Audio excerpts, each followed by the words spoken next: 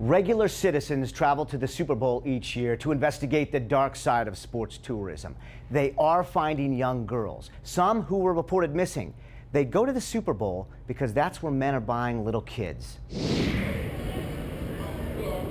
It's like the perfect storm. You have all of these different elements come together that's just going to drive the demand. Brad Dennis is the search director for Class Kids. He came to New Orleans to rescue girls. 2,200 children are reported missing every day in the United States. That's an awful lot of kids out there on the streets for predators to take advantage of. He and Nita Bells are key members of a large group of volunteers and coalition members. See the gal out front? Split up into about a dozen teams, they hit neighborhood by neighborhood in New Orleans. Past Charter Street coming this way. To the other side of the bay in Gulfport, Biloxi, they're feeding intelligence to joint task forces in both states. They're all three in that block? Biloxi Police Sergeant Alden Helmert is one of the point men. When we're able to have citizens step up to be our eyes and ears, it provides us a great deal more resources. While tourists may believe a stripper's smile is a sign she's choosing the lifestyle, the trained advocates and police investigators know it could be a trick. The outward appearance is selling a product, so the person realizes for them to be sold, they have to be attractive to the public.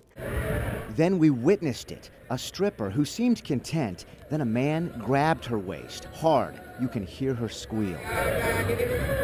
The man walked away with a wad of cash in hand. That is a way of maintaining control, and although she objected to it, she obviously from her response knew she had no recourse. The group narrowed in on this corner as a potential hotspot for sex trafficking, which really surprised us because we're surrounded by lots of people and lots of police officers.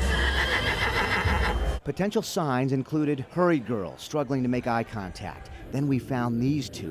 One of them looked like a baby. Her face was young, her body was young, her mannerisms were young. She was running around like a little girl would run around with her girlfriend, and taking those little, you know how a child will walk and then they get in a hurry and they just run those steps, and she was doing that. We watched her talk to two men in this bar. The men watched the girl while working their phones. Then the young girl walked out alone, eventually into a car with Texas plates. A man on a phone followed at a distance and got into the same car. The advocate snapped photos, took down a plate number, and sent it back to command headquarters. These volunteers gather intel, but stay out of the way, partly to protect the victims. They're being watched. And I don't look like somebody that's going to bring her pimp money. And so I would be a distraction and I could get her in trouble or maybe even killed. On the same side street, we found a mysterious door watched by this camera. On the door, step-by-step directions like face the camera, pull door handle, and do not allow anyone to walk in behind you. We soon saw two men exit that door to disappear into the neighboring liquor store. Numbers are still coming in, but this operation has rescued at least 15 girls, one who was reported as missing. Nita Bells first began working the streets after researching her book, In Our Backyard, which we found to be the case here in St. Louis when investigating pimps luring high schoolers right here. Learn more about what you can do, Bell's book, and our previous investigations by clicking on fox2now.com.